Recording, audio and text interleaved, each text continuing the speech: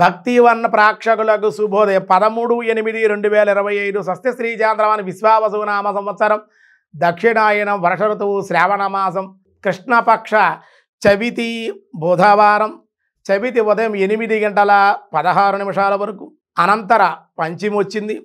ఉత్తరాభాద్ర నక్షత్రం మధ్యాహ్నం 1:05 వరకు వర్జం రాత్రి 12:23 నుండి 1:54 వరకు దుర్ముహూర్తాల ఉదయం 11:39 నుండి 12:29 వరకు సూర్యోదయం 5:45 సూర్యాస్తమయం 6:24 అమృత గడియల ఉదయం 8:31 నుండి 10:02 వరకు రాహుకాలం మధ్యాహ్నం 12 నుండి 1:30 వరకు రాహుకాలం శుభ సమయం ఉదయం 8:30 నుండి 9:30 వరకు శుభకాలం మధ్యాహ్నం 3 నుండి 4:10 వరకు శుభకాలం ధృతియోగం రాత్రి 7:24 అలాగే భవ ఉదయం 10:16 కౌలవం రాత్రి 7:13 ఈరోజు దినారంభ చక్రంలో ముందుగా మేషరాశి వారి నిరుద్యోగులకు ఉద్యోగ లాభాలు అధికారుల అనుగ్రహం ఆనందం.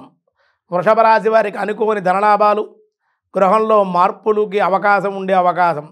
మిథున రాశి వారికి అనుకోని ధనలాభం ప్రయత్న సౌఖ్యం విందు వినోదాల్లో పాల్గొనే అవకాశం ధనం వ్యయం కూడా అయ్యే అవకాశాలు ఉన్నాయి ఈరోజు. కర్కాటక రాశి నూతన వ్యాపారాలు ప్రారంభించుట ధనయోగం లాభం ఆనందం. సింహరాశి వారికి ధైర్యంతో పట్టుదలతో ముందు వెళ్ళే అవకాశం ఉద్యోగ ప్రాప్తి ఆనందం. కన్యారాశి వారికి కుటుంబంలో సమస్యలు అనారోగ్యం అందరితో విరోధాలు మాట పట్టింపులు ఉండే అవకాశం. తులారాశి వారు నూతన వాహన వస్త్రలాభాలు ధనాదాయం బాగుండే అవకాశాలు. వృశ్చిక రాశి వారి ప్రయాణాల్లో సమస్యలు ప్రయాణాలు వాయిదా పడే అవకాశం ధనలాభం అయితే ఉంది.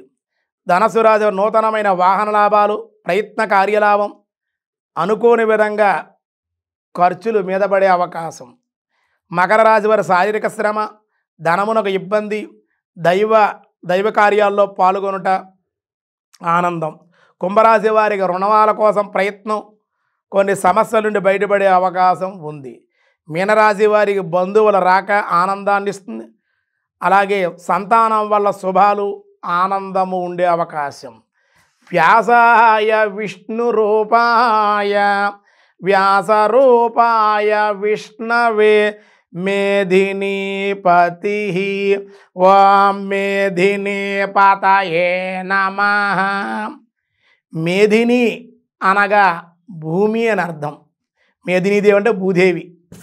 ఏమండి దీనికి పతి అంటే ఈ భూమికి పతి భర్త అనగా ఎవరు? భూభర్త అంటే శ్రీహరియే కదా. అందుచేత మేధినీపతి భూదేవికి భర్త పరమాత్మ కాబట్టి మేధినీపతయే నమః అన్నారు.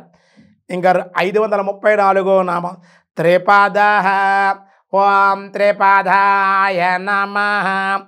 త్రిపదః అనగా 3 అడుగులు అంటే 3 పాదాలు కలవాడనే భావం.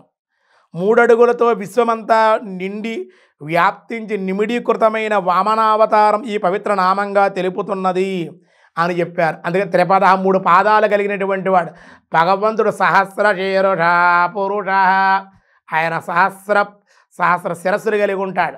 సహస్ర నేత్రాలు సహస్ర పాదాలు సహస్ర చేతులు ఎన్నైనా రావచ్చు. పరమాత్మ విశ్వవ్యాప్తకుడు కాబట్టి త్రిపాద ఇక్కడ 3 వామనావతారంలో 3 పాదాలతో కనిపించారు కాబట్టి త్రిపాద అన్నారు. మిగతా విషయాలు నేను చూద్దాం. ఈరోజు స్వస్తి.